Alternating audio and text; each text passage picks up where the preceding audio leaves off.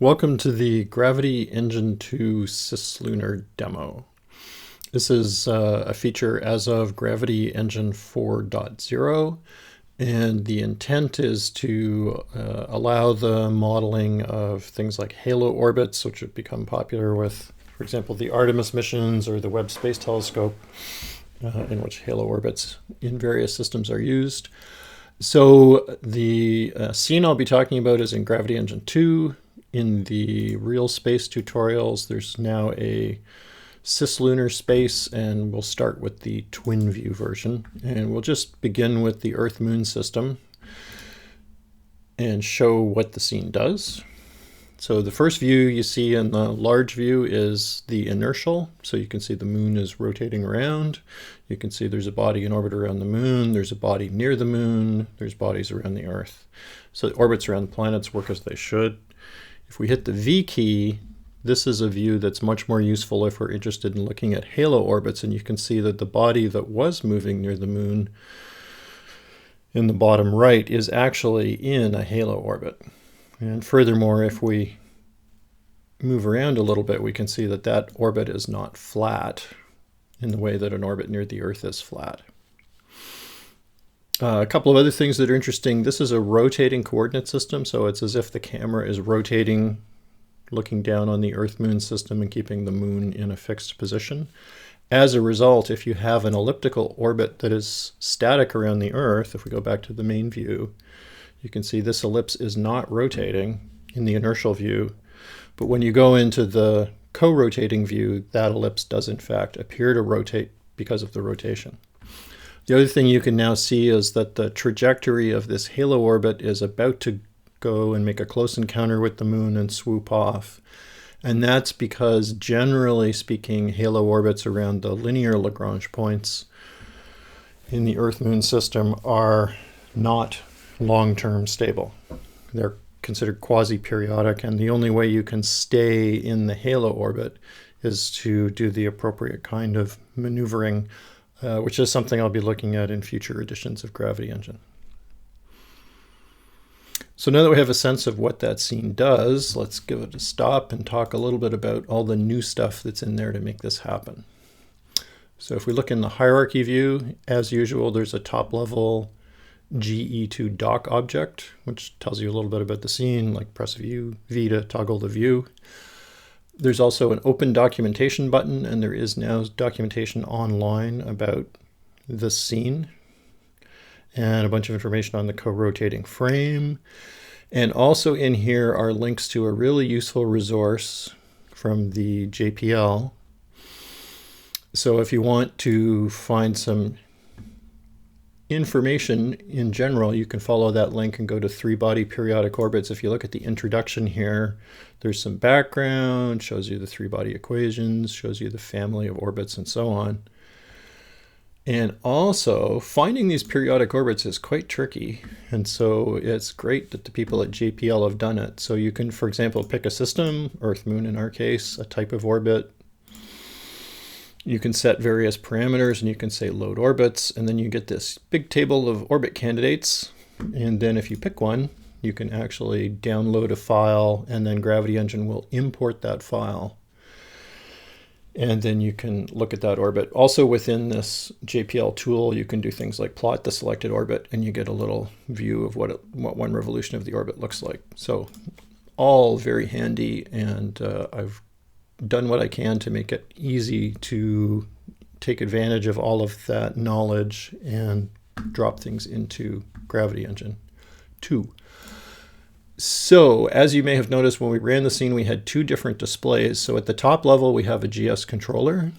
We have underneath that three kind of umbrella objects, one which holds all the bodies without any display information. Then one display controller for the co-rotating coordinate system, and one display controller for the inertial.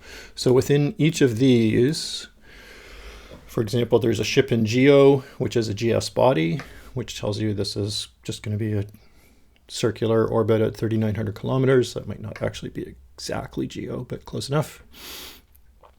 And then there's a display body for each of them, and a display orbit. Now, let's start at the top with the controller. There's now this new fold-out for the circular three-body system, which we have enabled. And we have selected a pre-baked system. There are a number of them that are embedded in the code for Gravity Engine 2.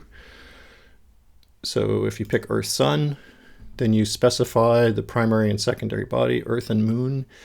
And this part of GS controller will program those to have the appropriate mass. And this sort of information here shows you that there is a particular length scale. So you don't ever really need to go into the internal physics representation. But the way that works is the physics is normalized so that the distance between the Earth and the Moon is 1. And so that's this L says that's how many kilometers are in one of our physics units. And then there's also some messing around with the time base.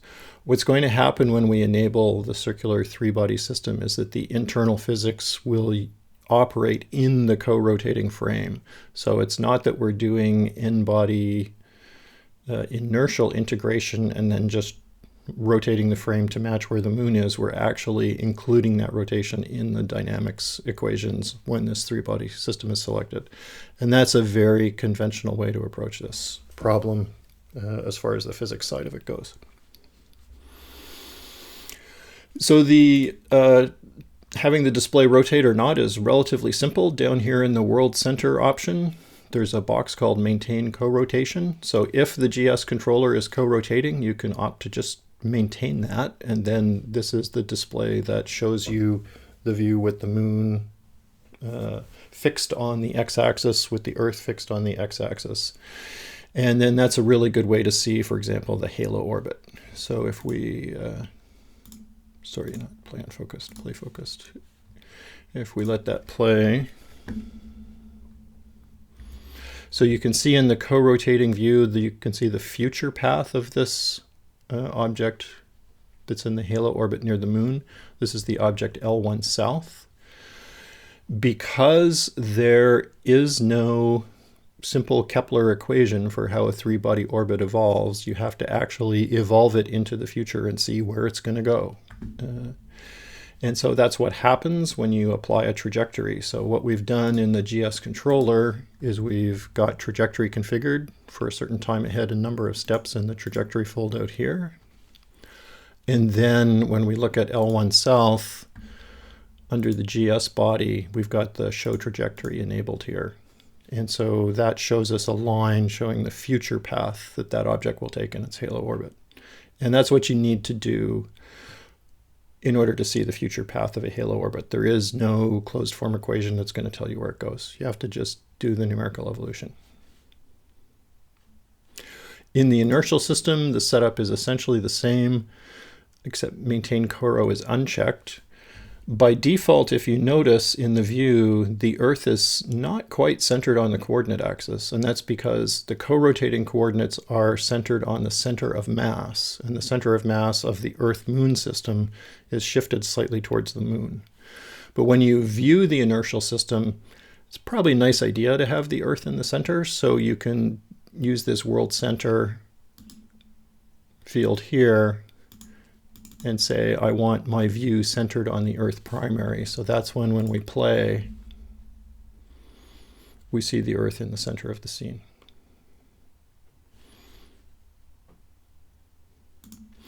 There's going to be a lot of future work on the whole three-body physics and how to maintain halo orbits in Gravity Engine 2.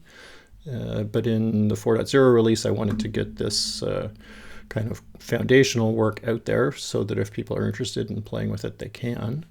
There is another view of the same scene, which is sort of interesting, which is called planar views. So as I mentioned, there are no simple equations for the future orbit, and in part, but that's because the future orbits are, not flat. They're kind of a weird shape. What we have here are 4 different views. So one of them is a sort of a 3D view of what the orbit looks like near the Moon, and the other are different projections so that you can see even in the XZ plane, this orbit is going kind of above and below the orbit of the Moon plane.